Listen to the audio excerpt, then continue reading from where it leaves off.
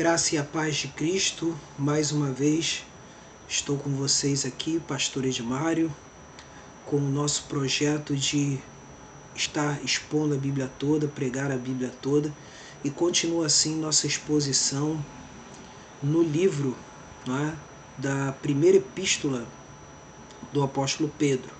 Estou aqui com vocês mais uma vez com o nosso projeto. E hoje assim a nossa ênfase é para um assunto muito mais voltado para a família, à luz das Escrituras, que é a questão do casamento. E aqui especificamente vamos estar examinando esses 7 versículos do capítulo 3 da primeira epístola de Pedro. Então justamente estaremos assim examinando e falando um pouco sobre a realidade da vida comum no casamento. Vamos estar assim orando nesse momento, pedindo a orientação a Deus, acima de tudo, né? E vocês podem perceber aqui, como eu falei na última gravação que fiz, né? Que não foi live, né? Que aqui eu estou fazendo algumas adaptações devido à obra em casa, então pode ser que a iluminação não esteja legal, mas mesmo assim contamos assim com a compreensão de todos e pedindo sempre a orientação de Deus. Vamos orar então nesse momento em nome do Senhor Jesus Cristo, tá bom? Senhor nosso Deus e nosso amado Pai, diante da Tua presença queremos Te agradecer por mais um momento de live, por mais uma noite na Tua presença. Queremos Te exaltar, queremos Te glorificar e principalmente receber a orientação do Teu Espírito Santo para que esta mensagem chegue ao maior número de pessoas possível na internet e que nessa noite o Teu nome seja glorificado para a Tua honra e para a Tua glória, ó Deus Todo-Poderoso. Porque ao estarmos na Tua presença, isso é a melhor coisa que podemos vivenciar em toda a nossa vida. Como disse o salmista Davi, um dia nos Teus átrios valem mais que 1000 fora dele. Então, Senhor, glorificamos o Teu nome nessa noite para a Tua honra e para a Tua glória, em nome de Cristo Jesus. Amém. Então eu quero lembrar aqui mais uma vez que esta live ela estará gravada no YouTube, no canal Pregador Fiel de Cristo. Vocês vão estar acompanhando o canal Pregador Fiel de Cristo, tá bom? E aqui quem fala é o pastor Edmário, só para constar assim no YouTube, né? E eu congrego na Terceira Igreja Presbiteriana de Nilópolis. Então, vamos então ao exame do texto bíblico. Vamos ao exame do texto bíblico agora, nesse momento, em nome do Senhor Jesus. Diz assim o texto, tá? Primeira Epístola de Pedro, capítulo 3, tá? A partir do versículo de número 1, que diz assim: Mulheres, sede vós igualmente submissas a vosso próprio marido, para que, se ele ainda não obedece à palavra, seja ganho sem palavra alguma por meio do procedimento de sua esposa, a observar o vosso honesto comportamento cheio de temor. Não seja o adorno da esposa o que é exterior, como frisado de cabelos, adereços de ouro, aparato de vestuário. Seja, porém, o homem interior do coração unido ao incorruptível trajo de um espírito manso e tranquilo, que é de grande valor diante de Deus. Pois foi assim também que a si mesmas se ataviaram outrora as santas mulheres que esperavam em Deus, estando submissas a seu próprio marido.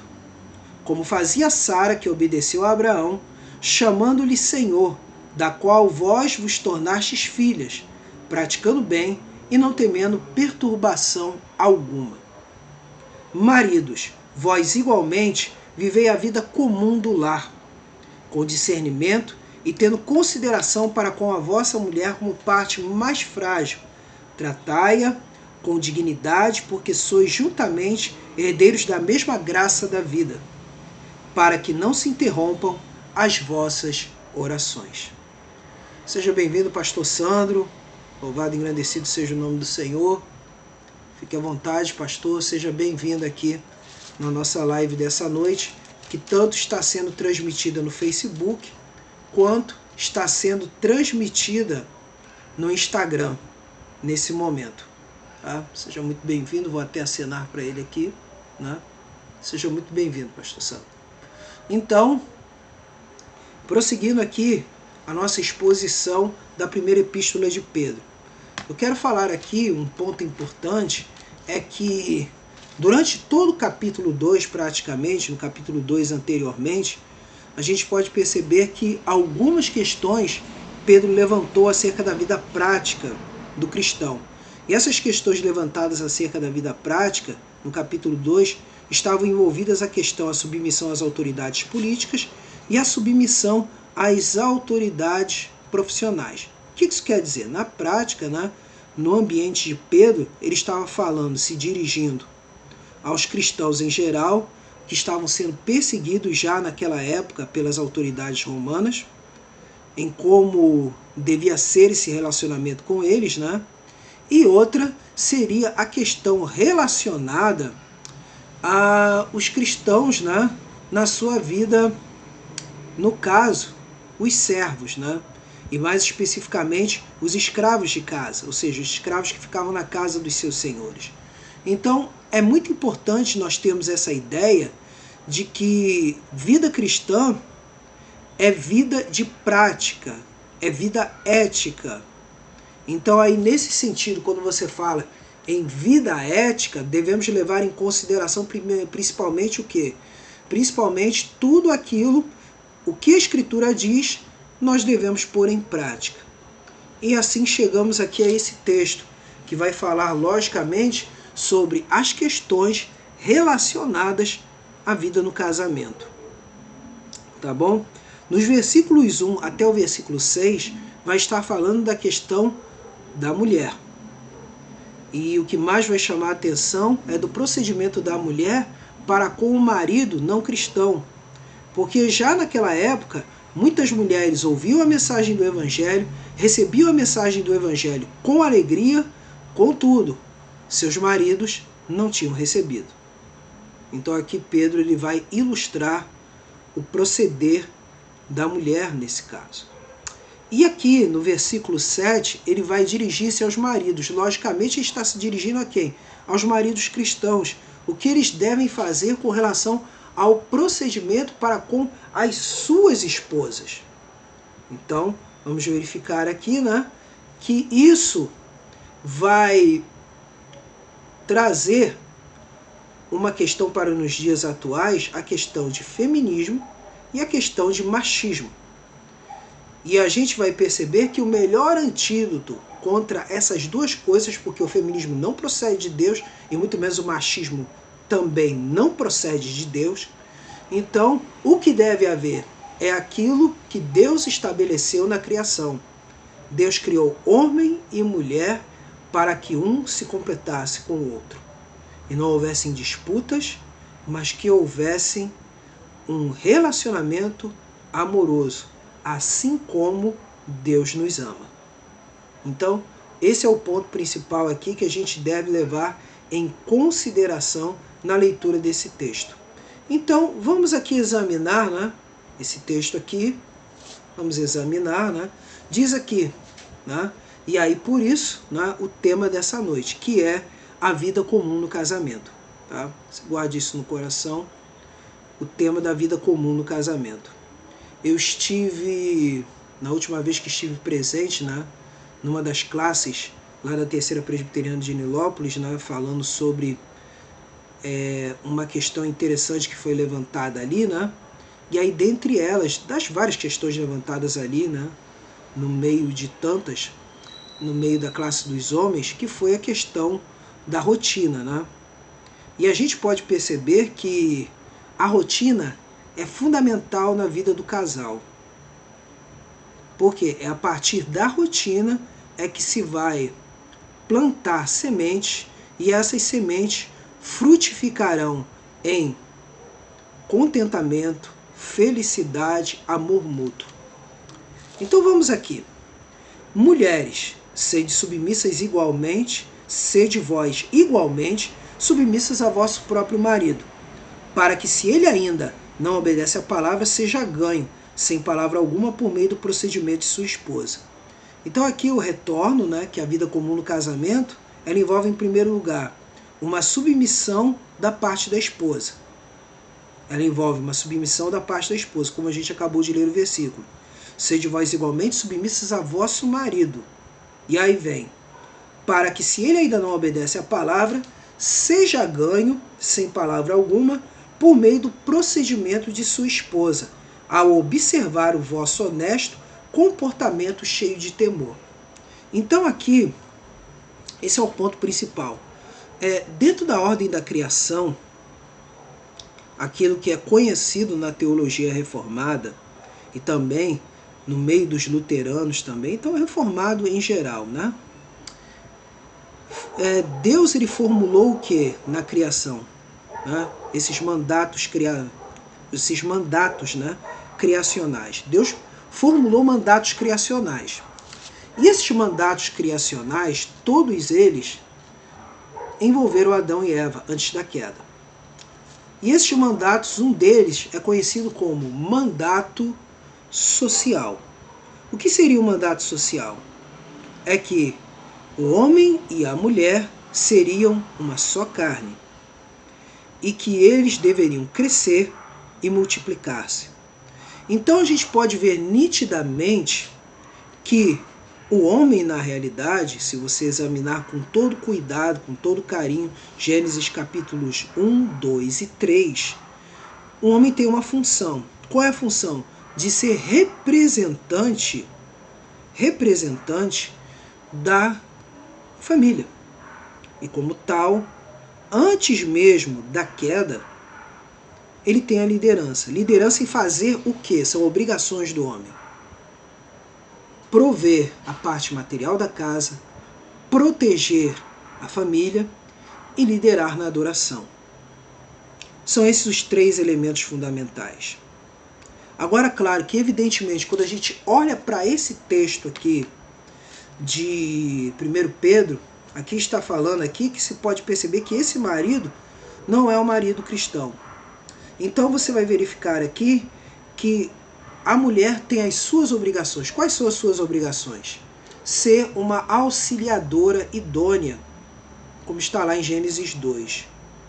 E uma auxiliadora idônea é justamente aquela que apoia, é aquela que formula relacionamentos dentro do lar e que promove a reconciliação dentro do lar. Por isso que o livro de Provérbios ele vai chegar e vai dizer de uma maneira bem clara. Qual é?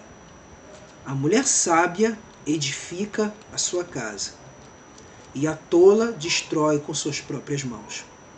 Então quer dizer, nesse ponto fundamental, a Escritura ela quer falar isso para a gente. Por quê?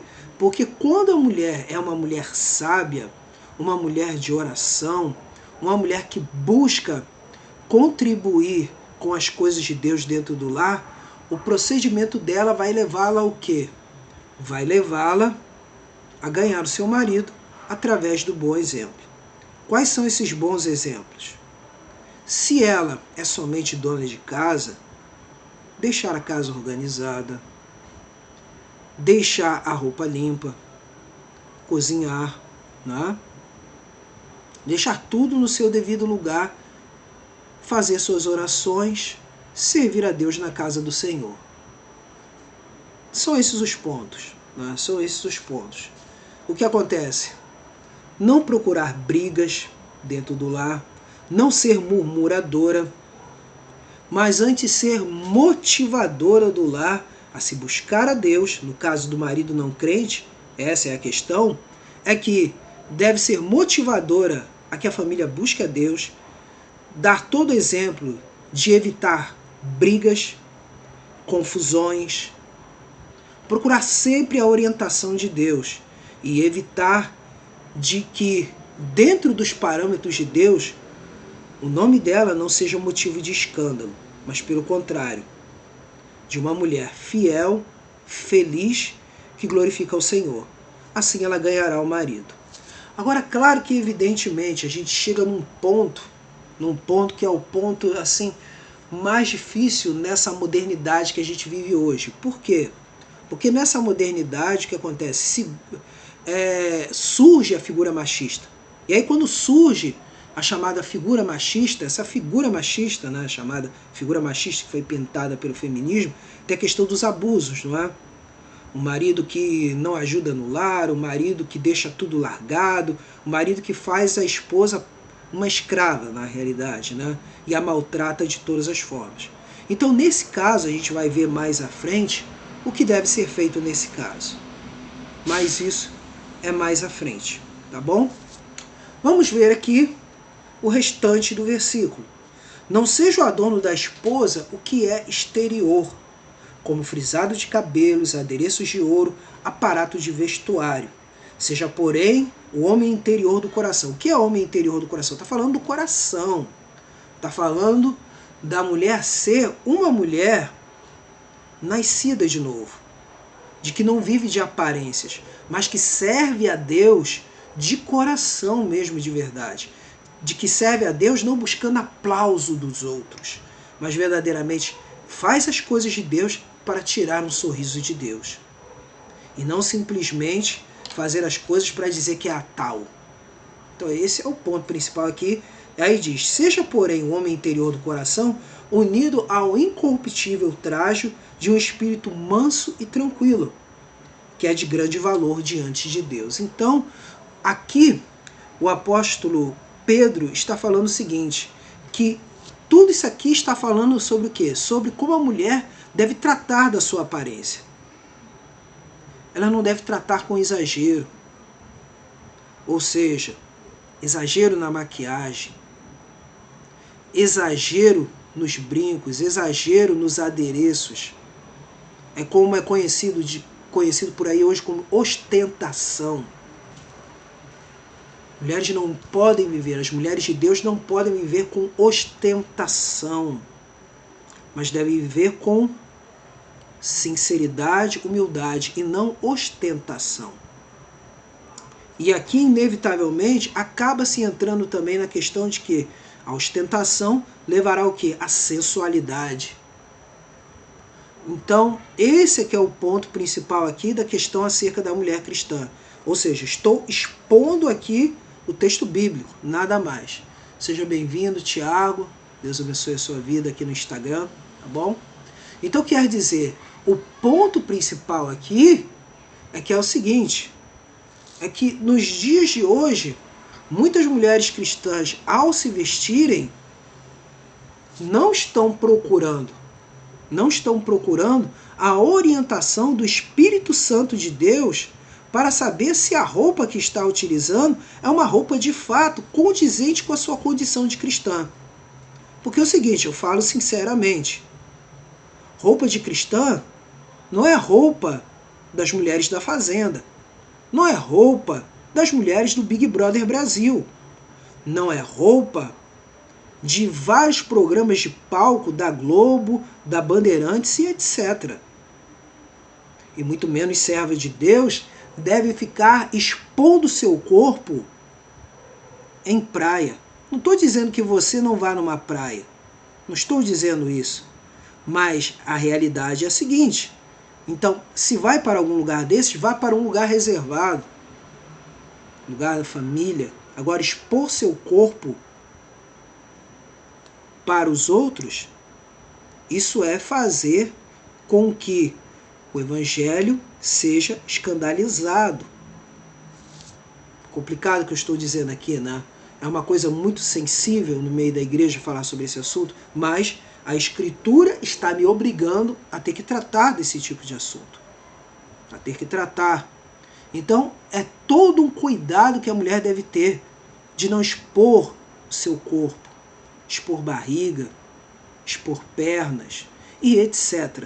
Não vou precisar falar aqui do restante, não é? Versículo 5 vai dizer assim, pois foi assim que a si mesmas se ataviaram. Ataviar é o quê? Se vestirem, se arrumarem. Outrora as santas mulheres que esperavam em Deus, estando submissas a seu próprio marido. Então quer dizer, independente do marido não é? Do marido ser cristão ou não, está falando aqui, ó, que a beleza da mulher está aqui, ó. Ela deve agradar a seu marido. Primeiro deve agradar a Deus, porque a Escritura fala, ama o Senhor teu Deus de todo o teu coração, de todo o teu entendimento, de toda a tua força. E ama o teu próximo como a ti mesmo. Quem é o mais próximo da mulher? O marido. Então o que acontece? Por amor a seu marido, a beleza que deve mostrar é a seu marido. Daí a questão de que? De relacionamento. Questão de relacionamento. E o que aprendi com bons conselheiros cristãos, né? Eu sou casado, já tem, esse ano vai fazer 13 anos, vou fazer 13 anos de casado. E graças a Deus, Deus tem abençoado a mim e minha esposa Ana Lúcia, mais conhecida como Aninha. Então quer dizer, nós conversamos muito sobre questão de roupas, sobre questão de postura e de tantas outras coisas. Nós conversamos muito acerca disso. Então quer dizer, nesse ponto, que é o ponto que chegamos aqui, é justamente isso. A minha esposa se preocupa em ficar bonita para mim. E eu, o que acontece? Eu me arrumo para quê? Para que a minha esposa se agrade de como eu estou vestido. Ela faz questão, todas as vezes quando estou vestido, o que acontece? Ela olha assim, está bem. E quando eu estou desarrumado, ela diz, está ruim mesmo, troca tudo, tira tudo, muda tudo. Então, isso aí não é uma questão de machismo, mas é uma questão de diálogo. Então esse é o ponto principal que chegamos aqui. Por isso que quando vamos à Escritura, vamos lá em Efésios capítulo 5, versículos 22, 24. Efésios 5, versículos 22, 24. Efésios 5, versículos 22, 24. Está aqui. Efésios 5, versículos 22 ao 24. Que vai dizer assim: as mulheres sejam submissas ao seu próprio marido, como ao Senhor. E aí diz, porque o marido é o cabeça da mulher. Porque é a questão da ordem da criação, né? Por quê? Porque Eva, a primeira mulher, ela surgiu do lado de Adão. Ela não foi formada diretamente das mãos de Deus. Deus, para formar Eva, tirou uma parte de Adão. Então diz aqui, ó, como também Cristo é o cabeça da igreja, ou seja, é o líder da igreja, sendo este mesmo o salvador do corpo. Que corpo é esse? A igreja. É o corpo de Cristo. Tá? Como, porém, a igreja está sujeita a Cristo, assim também as mulheres sejam em tudo submissas ao seu marido.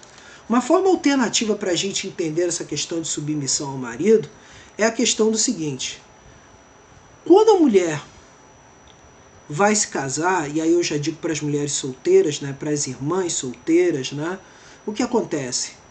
Na nossa sociedade ocidental é uma maravilha, porque nós temos namoro, noivado e aí depois o casamento. Já desde o namoro já tem que se pensar, e no noivado se pensar com que tipo de homem você vai se casar. Esse homem, ele é trabalhador? Esse homem é carinhoso de fato? Você quer saber se ele é carinhoso de fato? Veja como ele trata seus pais ou os parentes com quem ele vive. Se ele for estúpido e ignorante com os parentes, você pode ter certeza que com você vai ser pior ainda. Então esse é um cuidado tremendo. Outra coisa, gosta de oração esse indivíduo? Tem que saber, porque nos momentos difíceis, só a oração que vai sustentar o seu casamento. Digo isso por experiência própria. Eu e minha esposa oramos constantemente. Tem que levar isso em consideração. Terceiro, esse é o ponto principal. Terceiro, logicamente, case-se com um homem, case-se com um homem que respeite compartilhe e motive seus sonhos. Se você tem sonhos, o que acontece? Você deve compartilhá-los com esse indivíduo e verificar se ele está disposto mesmo. E aí você vai ter que perceber, quando você conta sobre seus sonhos, se ele está de fato motivado a fazer com que seus sonhos se realizem. Ou ele ignora. Ou quando você conta alguma coisa, né, ele chega assim, ao invés de parar para ouvir, ele...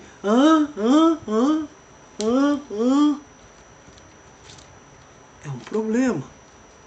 Então, por isso que diz a questão da submissão. A submissão é nada mais, nada menos do que, se o marido tem um sonho, compartilhe com ele. Mas, principalmente, se ele tem uma visão, um objetivo em Deus, faça todo o possível para que se realize. E não fique jogando baldes de água fria nos sonhos do seu marido. Não fique jogando baldes de água fria, né, naquilo que ele projeta.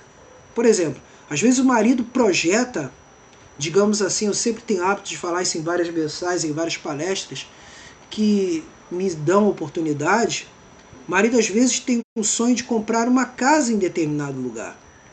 Como eu estou aqui no Rio de Janeiro, então, por exemplo, o indivíduo ele tem um sonho de conseguir uma casa em, digamos, Guapimirim. E o que acontece? Ao invés disso, a mulher chega e diz, não vamos, não adianta, e já taca um balde de água fria. Não é assim que a mulher de Deus faz. A mulher de Deus, ela chega e diz, você tem certeza que é a vontade de Deus que a gente vá para lá? Mas vamos orar primeiro? Vamos ver as condições financeiras que nós temos? Aí sim. Agora simplesmente jogar um balde de água fria e dizer assim, não vamos para lá, eu não vou, isso é maluquice, isso é doideira. Isso é jogar balde de água fria, isso se chama insubmissão. Submissão significa apoiar. Essa é a realidade. Apoiar. Para onde o marido vai, a esposa tem que ir. Marido e mulher devem congregar na mesma igreja. Essa é a realidade. Para a honra e glória de Deus. Então quer dizer, em Efésios, então a gente examina o texto, então assim como a igreja é submissa a Cristo, assim a mulher deve ser submissa a seu marido. E aí podemos ver aqui, versículo 6, voltando aqui, primeira epístola de Pedro, capítulo 3, versículo 6, vai dizer assim, como fazia Sara que obedeceu a Abraão, chamando-lhe Senhor, da qual vós vos tornastes filhas, praticando o bem e não temendo perturbação alguma. Vou repetir aqui, como fazia Sara que obedeceu a Abraão, chamando-lhe Senhor, da qual vós vos tornastes filhas, praticando bem e não temendo perturbação alguma. Claro que, evidentemente, nós temos duas situações de atrito no caso de Sara, né? Que foi dela praticamente, né, obrigar Abraão a ter que se deitar com a sua serva Agar, e aí tiveram um filho. No caso, Agar e Abraão. Outro caso, temos também o caso de Sara quando ordenou que o filho de Agar, Ismael, junto com Agar, fossem expulsos, não é? Mas esses casos são como chamados de exceções nas Escrituras. Porque basicamente Sara foi obediente em tudo a Abraão. Em todos os casos. Foi obediente no caso em que ele levou ela para ficar no Egito, né? E aí veio Abimeleque para tomar como mulher, né? E aí, no caso, acabou que Deus revelou a Abimeleque de que... Estou até misturando aqui, né? Me perdoem, né? No caso, o rei do Egito, né? O rei do Egito, desculpa aqui. No caso, o rei do Egito, que eu estou misturando um pouco as estações. Mas foram dois casos, o caso de Abraão, né? E se bem me lembro foi Abraão, quer dizer, foi o caso do rei do Egito, né? Que ali no texto bíblico não fala faraó, não utiliza o título, né? E Abimeleque. Esses dois casos aqui, ela foi obediente. Porque ele disse assim, olha, se eu disser que nós somos irmãos, tanto os egípcios quanto os cananeus não vão matar a mim. Né? E ela foi obediente. Né? E aí Deus, por misericórdia, evitou o pior na vida de Sara e evitou o pior na vida de Abraão. E outro caso também, né, que foi específico, que foi o caso Isaac, quando Isaac foi sendo levado para o monte para ser sacrificado, né? Sara não questionou em nada o que Abraão foi fazer. Abraão também não falou o que iria fazer, mas ela também não questionou, não procurou detalhes daquilo que Abraão iria fazer com Isaac. Então, quer dizer, isso é mostra de submissão. Bom, então, esse é o ponto que a gente chega aqui, né? Agora, vamos lá. A vida comum no casamento também é o quê? É uma ação de ter em alta estima a esposa. É uma ação de ter em alta estima a esposa. Vamos ao versículo 7. Maridos, vós igualmente vivei a vida comum do lar, com discernimento e tendo consideração para com a vossa mulher como parte mais frágil. Tratai-a com dignidade, porque sois juntamente herdeiros da mesma graça da vida, para que não se interrompam as vossas orações. Então quer dizer, nesse caso aqui, né, agora chega as responsabilidades do marido. Como eu disse anteriormente, o marido ele deve ser o protetor e o provedor da casa. Então isso significa o seguinte, a mulher ela pode trabalhar, se ela quiser trabalhar, marido, não impeça sua mulher, não impeça sua esposa de trabalhar. Porque o texto aqui está falando agora para maridos cristãos. Isso é que é o mais importante. Então aqui, nesse ponto, o que acontece? A mulher não é proibida de trabalhar. Mas agora a responsabilidade do pagamento de impostos, a responsabilidade do pagamento da conta de luz, da conta de água, do gás, da internet, telefone, né? Todas essas contas é responsabilidade sua. Responsabilidade do alimento, a responsabilidade do vestuário é do marido. Agora, se a mulher quiser trabalhar para poder comprar mais roupas extras, se quiser comprar maquiagem, etc., quiser pagar uma academia, etc., é bênção. Se você quiser trabalhar, isso. Mas é obrigação do marido manter as contas em dia da casa. Ter todo o dinheiro necessário para que as contas estejam em dia. A obrigação do marido estar com toda a despesa de alimentação da casa, estar o suficiente. A regulação, né, do dízimo e da oferta tem que estar ok. Responsabilidade do marido. Responsabilidade, agora quando o casal tem filhos, isso é que é importante, não é? Aí a gente entra nessa parte, né? Filhos. Se a mulher ficar a maioria do tempo com as crianças, não se deve questionar a forma de que a mulher está educando os filhos. O marido pode até questionar, mas nunca na frente das crianças. Quando for discutir algo, né? Discuta a parte, feche a porta do quarto. Ah, não dá para fechar a porta. Nossa casa não tem porta, é tudo cortina. Ou a gente não tem casa, não sei como é a sua vida de você que está me ouvindo aqui agora. Mas nunca discuta na frente das crianças. Se a esposa, a mãe, botou as crianças de castigo, não é o pai quem vai tirar, não é o esposo quem vai tirar. Quem tira é a esposa, porque foi ela que colocou de castigo. Não pode quebrar a autoridade. Deve mantê-la e apoiá-la. Isso é muito importante o marido levar em consideração isso. E caso você, marido, venha, aí já é uma questão mútua, isso aí eu falo constantemente, é uma questão mútua. Se caso o marido colocar, né, as crianças de castigo, agora volto para você de novo, esposa, volto para você de novo, né, que eu tenho que falar aqui, volto para você. Não desfaça a autoridade do seu marido. Você pode chegar, vá conversar com ele à parte, né? Explique todos os motivos, convença-o de joelho dobrado no Espírito Santo de Deus, para que o marido chegue e retire as crianças do castigo. Um não pode quebrar a autoridade do outro. Isso deve ser mantido de maneira bem clara. Isso é coisa que o próprio marido deve exercer. Quer dizer, essa parte que eu falei de crianças, o que acontece?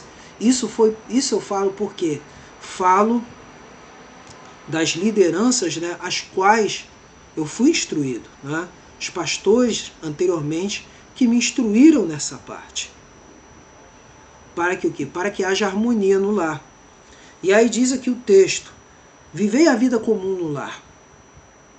Então isso significa o seguinte: o marido deve ter muito cuidado na escolha dos amigos.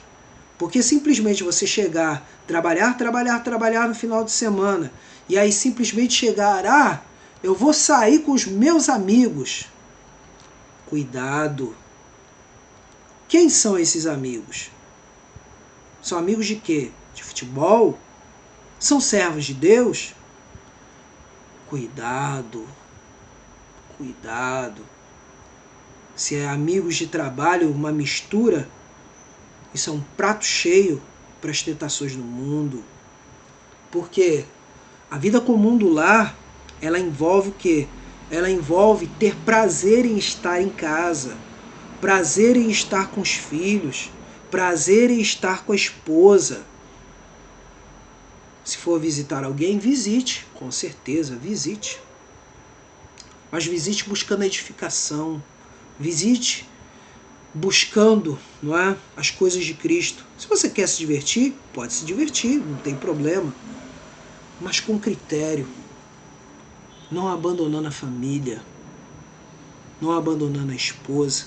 Por isso que diz aqui o texto, tendo consideração para com a vossa mulher como parte mais frágil. Não é só a constituição física da mulher que é mais frágil que o homem, mas também a própria constituição psicológica também, no sentido de que mulher precisa de relacionamento. A solidão não é algo próprio da mulher. E nem também o homem foi feito para estar só. Mas o ponto principal nesse sentido é ter em alta estima a esposa. Porque diz aqui, tratai-a com dignidade. O que é? É ter em alta estima. Ou seja, ter sua esposa como bem precioso. Isso me faz me lembrar o saudoso presbítero Maurício, né? Que era da Igreja Presbiteriana do Cabral, em Nilópolis, né? Que ele chegava e tratava a esposa dele da seguinte forma: a irmã Ruth, né? A Rutinha, né? Ela foi nascida e criada na primeira Igreja Presbiteriana de Nilópolis, né? Então, o presbítero Maurício, ele sempre quando falava, né? Ele sempre falava assim: minha querida pérola negra. Minha querida pérola negra. Por quê? Ele tinha a sua esposa como uma joia inestimável para a sua vida.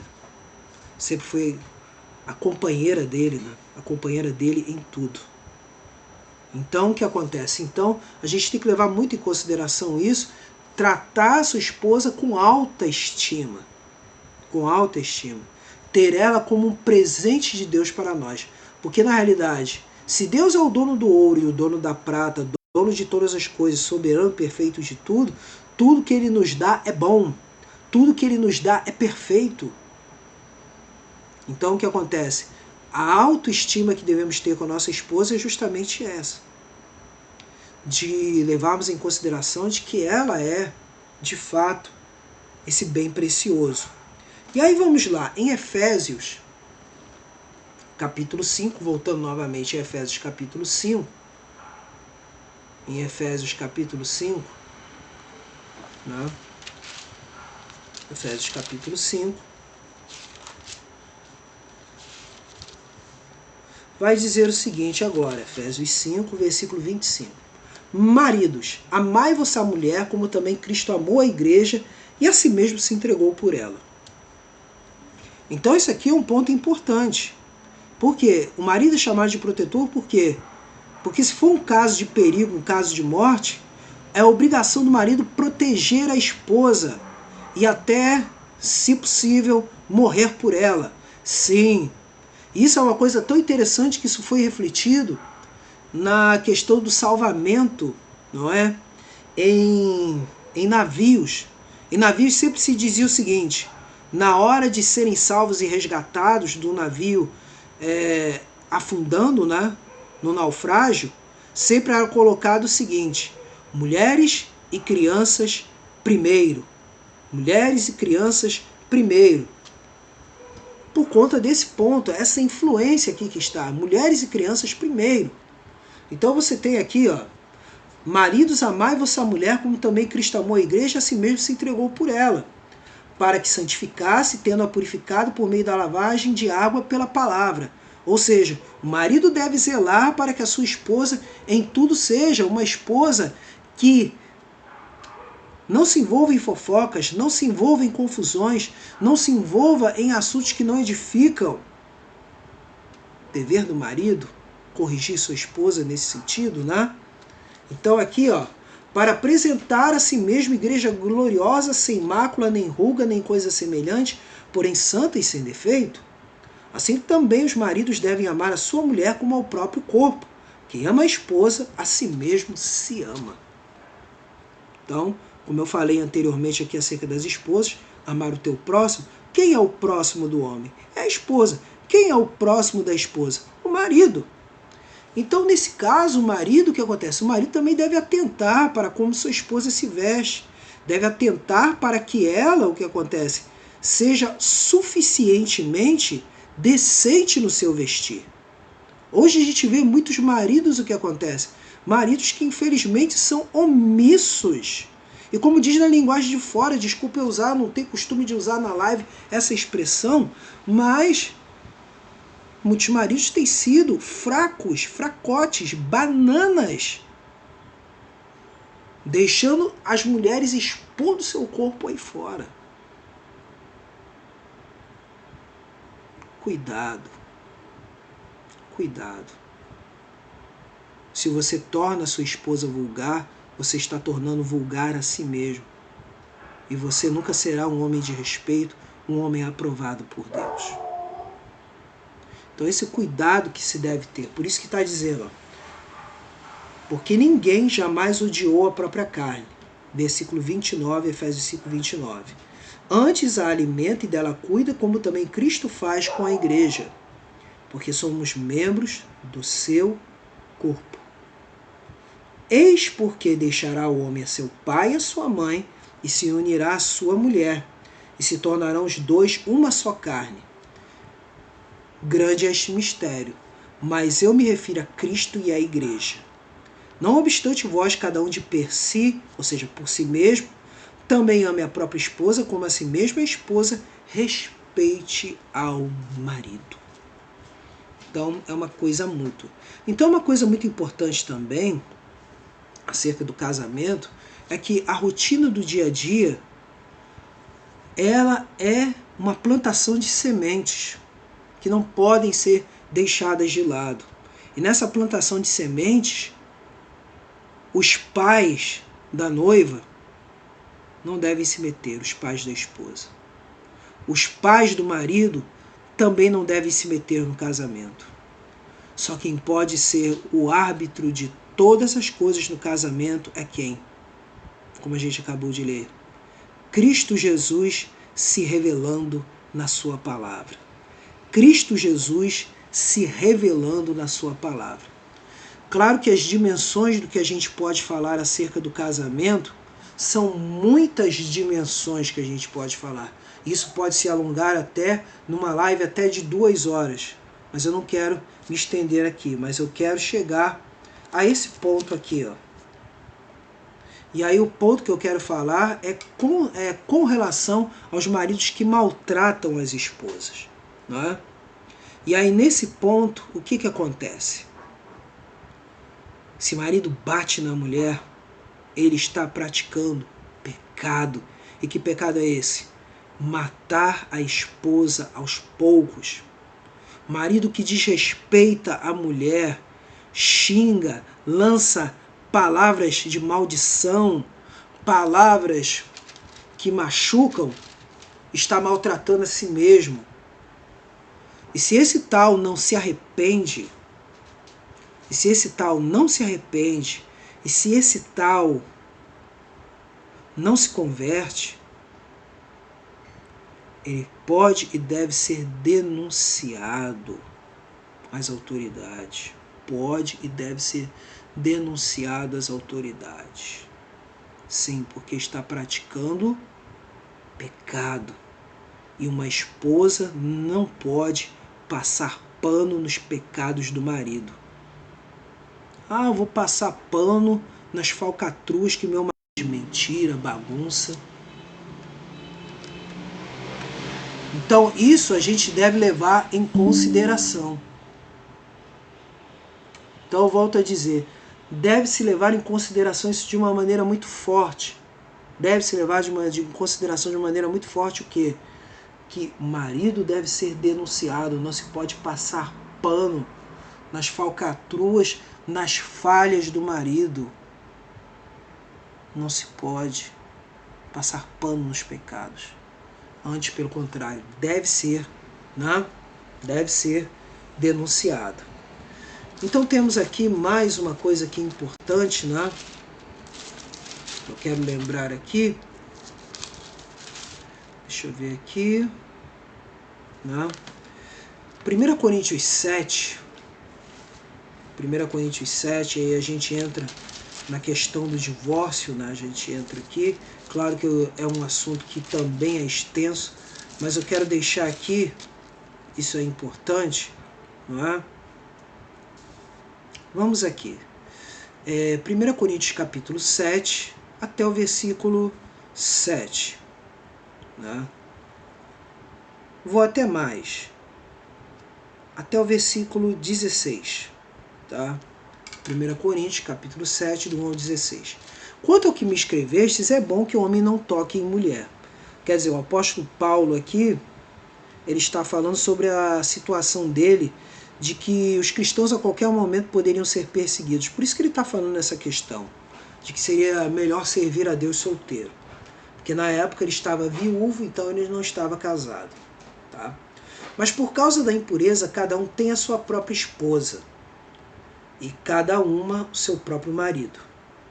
O marido concede à esposa o que lhe é devido, e também, semelhantemente, a esposa ao seu marido. Ou seja, tanto as questões relacionadas à vida comum do dia a dia, quanto também o relacionamento conjugal, o relacionamento sexual. A mulher não tem poder sobre seu próprio corpo, e sim o marido. E também, semelhantemente, o marido não tem poder sobre seu próprio corpo, e sim a mulher. É algo mútuo. Não vou entrar aqui em questões de como deve ser a vida sexual de ninguém. Isso aí, o que deve ser feito é joelho dobrado, orando ao Senhor, e o Senhor vai orientar. E aí diz aqui, não vos priveis um do outro, salvo talvez por mútuo consentimento por algum tempo, para vos dedicardes à oração e novamente vos ajuntastes, para que Satanás não vos tente por causa da incontinência. Então aqui está. Isto vos digo como concessão e não por mandamento. Claro, quero que todos os homens sejam tais como também eu sou. No entanto, cada um tem de Deus o seu próprio dom. Um, na verdade, de outro, outro de outro. E aos solteiros e viúvos digo-lhes que seria bom se permanecessem no estado em que também eu vivo. Caso, porém, não se dominem, que se casem, porque é melhor casar do que viver abrasado. Vivendo a sensualidade, Ora, aos casados ordeno eu, não eu, mas o Senhor, que a mulher não se separe do marido. Se, porém, ela vier a separar-se, que não se case ou que se reconcilie com seu marido. E que o marido não se aparte de sua mulher. Ao mais digo eu, não Senhor, se algum irmão tem mulher incrédula, e esta consente em morar com ele, não abandone. E se a mulher que tem marido incrédulo, e este consente em viver com ela, não deixe o marido. Porque o marido incrédulo é santificado no convívio da esposa, e a esposa incrédula é santificada no convívio do marido crente. Doutra sorte, os vossos filhos seriam impuros, porém agora são santos. Mas se o descrente quiser apartar-se, que se aparte. Em tais casos não fica sujeito à servidão nem o irmão nem a irmã. Deus vos tem chamado à paz. Pois, como sabes, ó mulher, se salvarás teu marido? Ou como sabes, ó marido, se salvarás tua mulher? Então aqui, podemos perceber aqui que a questão do abandono do lar, não é? O abandono do lar é motivo de separação, e principalmente no caso de homens e mulheres incrédulos. Tá? E aqui, de uma maneira geral, aí eu adianto aqui, né? O último texto bíblico que está lá em Mateus capítulo 19, versículos 1 e 12, de que Jesus ele vai dizer que aquilo que Deus uniu, o homem não separe, mas que o único motivo de separação é o quê? Relações sexuais ilícitas. E o que são elas? O adultério. Mas aí volta-se a dizer, mas eu tenho um marido que está me maltratando, está me batendo, etc. Então, aparte-se do tal. Eu tenho uma mulher que me maltrata, aparte-se da tal. E fique sossegado no Senhor. Ore ao Senhor. Até aqui esse é o ponto principal que a gente está levando em consideração. Mas na ordem que Deus colocou para o casamento é o seguinte: uma coisa que não pode ser motivo de separação de jeito nenhum é a seguinte: incompatibilidade de personalidade, incompatibilidade de gênios. Isso não é motivo para separação. Ah, mas muitos aí às vezes chegam e dizem assim: ah, não foi da vontade de Deus que eu casasse com fulano, mas é que eu me enganei, não foi da vontade de Deus. Não. A partir de quando você escolhe alguém, casa-se, foi abençoado, principalmente se você foi abençoado na igreja evangélica, Deus selou, Deus confirmou e acabou se tornando vontade de Deus. Quer que eu dê um exemplo disso? Josué, né? No livro de Josué você vai encontrar lá um povo, né, chamado Gibeonita. O povo gibeonita era um povo que Deus não queria que Josué fizesse aliança. Mas no final o que acontece? O povo gibeonita enganou Josué, dizendo que era um povo bem distante, mas era um povo cananeu. E o que acontece? Josué acabou fazendo aliança com esse povo gibeonita. E o que Deus disse para eles? Agora que vocês já fizeram aliança com os gibeonitas, não podem desfazê-la. Vão ter que protegê-los. Não poderão destruí-los. Porque a ordem de Deus era que todos os povos de Canaã, os cananeus, deviam ser destruídos. E Josué acabou não destruindo os gibeonitas, porque tinha feito aliança com eles. E Deus concordou: olha, você fez aliança, agora não pode voltar atrás, deve mantê-los. E o que aconteceu mais tarde? 200 anos depois, Saul chegou e resolveu matar todos os gibeonitas. O que aconteceu? Isso acabou depois trazendo o quê? Maldição para Israel. Muitas pessoas morreram, a colheita foi destruída, e aí a coisa só melhorou quando o rei Davi chegou e prestou satisfação, ou seja, fez restituição aos gibeonitas. Então o que eu falo para vocês? Casamento é algo muito sério, traz marcas. Por isso devemos ter o cuidado na nossa vida de casados, é colocar sempre Jesus na frente. Orarmos todos os dias juntos, buscarmos a presença de Deus todos os dias juntos, sorrir um para o outro, amar um ao outro. E esse amar se reflete em atitudes, palavras, perdão, compreensão. Há muitas mais coisas para se falar sobre esse assunto, mas meu objetivo foi só expor o texto. Mulheres, sede submissas. Maridos, tenham em autoestima as suas esposas. E principalmente o completo. Amem as esposas, não é? Como Cristo amou a igreja. E as mulheres sejam submissas como a igreja é submissa a Cristo. Vamos orar para encerrar então a nossa live de hoje, né? Eu continuo orando pelas pessoas as quais estão no nosso caderno de oração. E Deus vai continuar fazendo a obra. Vamos orar. Senhor nosso Deus e nosso amado Pai, quero te agradecer por mais uma live dessa noite. Quero te agradecer pela tua graça e misericórdia.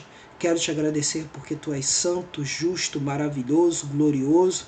para realizar infinitamente mais do que pensamos e imaginamos para a Tua honra e para a Tua glória. Visita os enfermos, Senhor, que temos orado constantemente.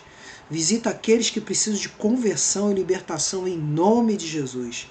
E que, ó Deus, pela Tua graça e misericórdia, os casamentos, Senhor, ó Deus, na Tua presença, possam ser a cada dia mais fortificados. Visita o nosso país, visita os missionários, Senhor, que têm passado por dificuldades. E agora eu quero colocar aqui uma figura pública, Senhor, em especial. Senhor, visita o missionário Ronaldo Lidório, Senhor, que está naquele tratamento de câncer, Senhor. Que, ó Deus, em nome de Jesus Cristo, tudo venha correr bem e ele continue sendo fortalecido na força do seu poder, vestido da tua armadura, Senhor. Glorifico o teu santo nome na vida dele, na vida da sua esposa e de todos os seus familiares, Senhor. E assim, Senhor, te glorifico e te exalto nessa noite, colocando a minha vida, a vida da minha esposa, a vida da igreja onde congrego, de todos os meus irmãos, em todas as denominações, Senhor, meus alunos, Senhor, que tive contato, tantos meus alunos, Senhor, de história, de geografia, de filosofia, de sociologia, mas também, Senhor, meus alunos da teologia, meus alunos que tiveram aulas comigo de cristologia, de bibliologia, de educação cristã voltada para a escola dominical, todos aqueles que tiveram aula comigo, Senhor, nos seminários, que o Teu nome seja exaltado na vida deles, Senhor. Muito obrigado por tudo, Senhor. Te glorifico por tudo isso, porque só Tua graça me basta e basta o Teu povo. Em nome de Jesus. Amém. Recebam a bênção. Que a graça de nosso Senhor e Salvador Jesus Cristo, o amor de Deus, o nosso Pai, a comunhão, a consolação, o poder e a virtude do Espírito Santo sejam sobre todos vós e sobre todo o povo de Deus espalhado pela face da terra. E digam todos juntos, amém. Graças a Deus. Semana que vem continuamos nossa exposição em 1 Pedro, capítulo 3. Continuando.